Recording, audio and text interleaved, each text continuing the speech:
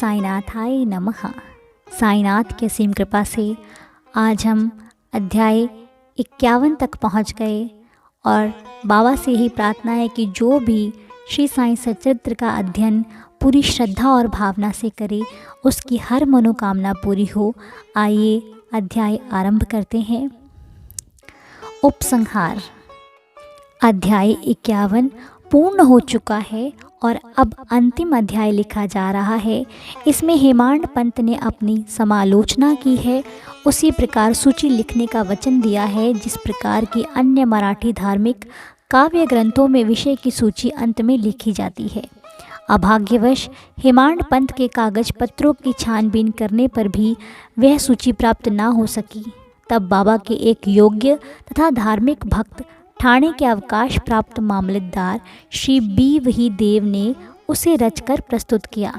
पुस्तक के प्रारंभ में ही विषय सूची देने और प्रत्येक अध्याय में विषय का संकेत शीर्षक स्वरूप लिखना ही आधुनिक प्रथा है, इसलिए यहाँ अनुक्रमणिका नहीं दी जा रही।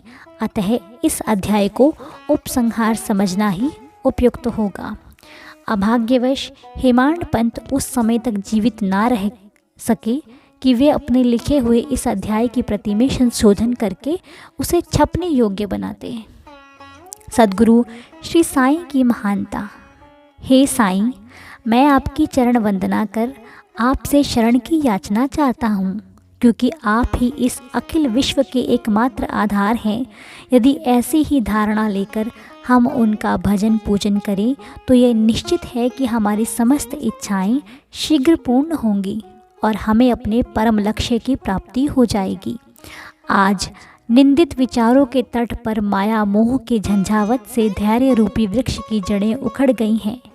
अहंकार रूपी वायु की प्रबलता से हृदय रूपी समुद्र में तूफान उठ खड़ा हुआ है, जिसमें क्रोध और घृणा रूपी घड़ियाल तैरते हैं और अहम भाव एवं संदेह रूपी नाना संकल्प विकल्पों के भंवरों में निंदा, घृणा और ईर्ष्या रूपी अगणित मछलियाँ विहार कर रही हैं।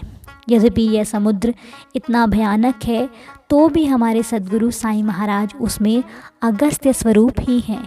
इसीलिए भक्तों को किंचित मात्र भी भयभीत होने की आवश्यकता नहीं है।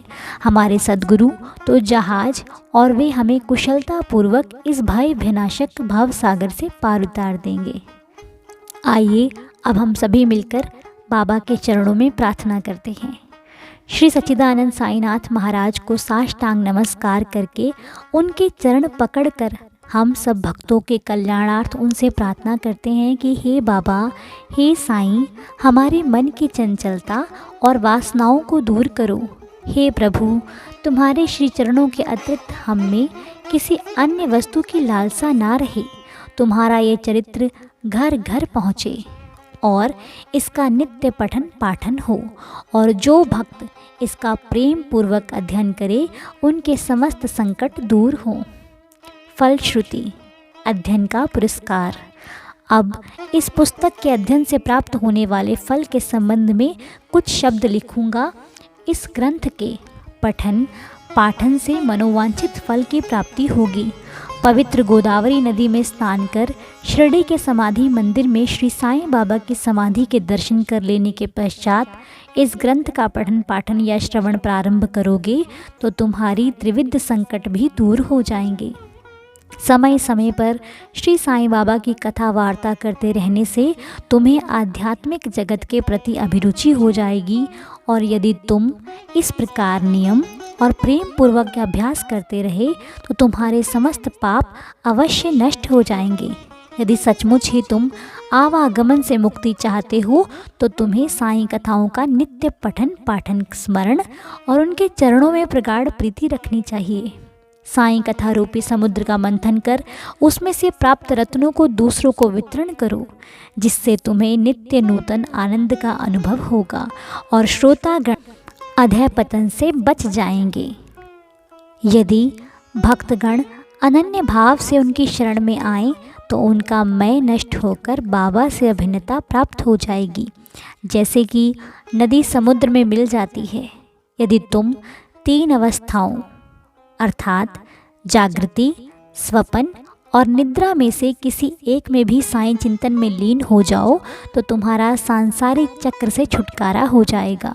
स्नान कर प्रेम और श्रद्धा युक्त होकर जो इस ग्रंथ का 1 सप्ताह में पठन समाप्त करेंगे उनके सारे कष्ट दूर हो जाएंगे, या जो इसका नित्य पठन या श्रवण करेंगे उन्हें सब भयों से तुरंत छुटकारा मिल जाएगा।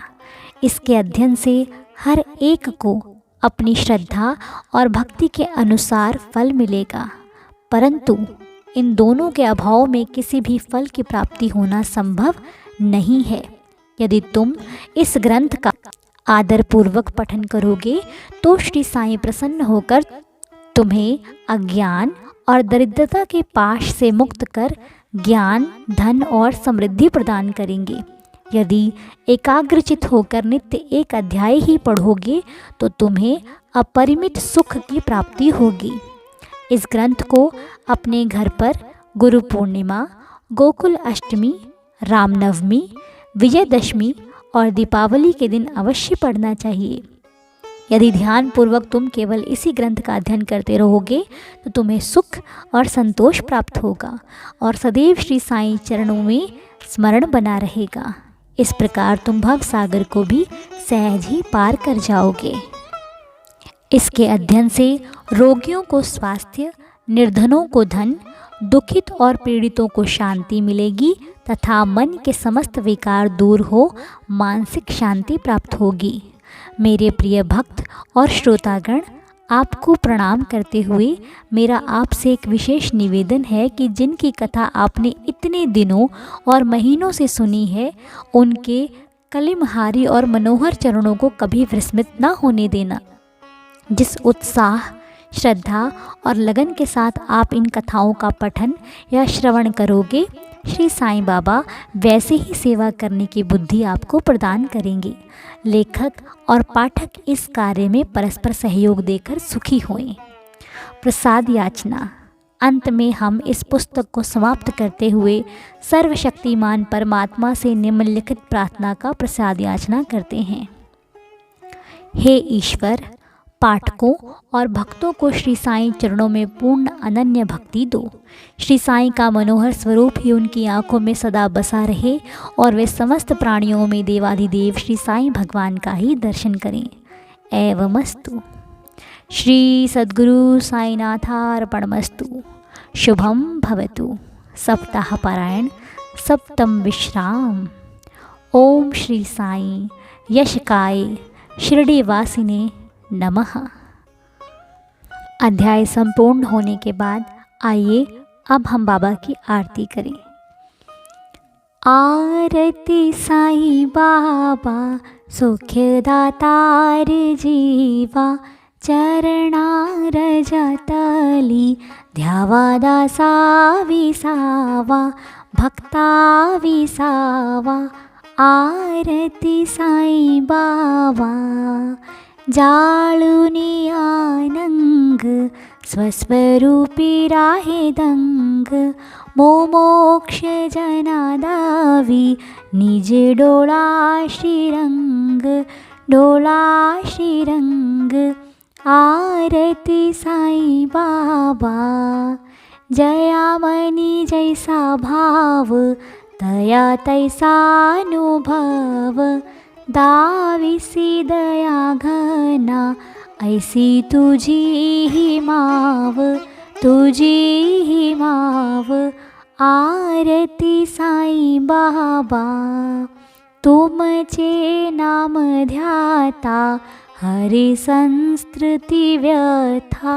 अगाध तव करणी, मार्ग दाविसी अनाथा, दाविसी अनाथा। आरती साईं बाबा कलियुगी अवतार, सगुण परब्रह्म साचार। अवतीर्ण झालासी, स्वामी दत्ता दिगंबर, दत्ता दिगंबर। आरती साईं बाबा 8 दिवसा गुरुवारी, भक्त करी तिवारी। प्रभुपद पाहवया भवभय निवारी भय निवारी आरती साई बाबा माझा निज द्रव्य ठेवा तव चरण रज सेवा मार्ग नेची आता तुम देवाधिदेवा देवाधिदेवा आरती साई बाबा इच्छित दिन चातक निर्मल तोय निज सुख पाजावे माधवाया सांभळा पोळी बाक आपोळी बाक आरती साई बाबा सुखदातार जीवा चरणार जातली ध्यावा दासा विसावा भक्ता विसावा आरती साई बाबा। श्री सच्चिदानंद सद्गुरु साईनाथ महाराज की जय।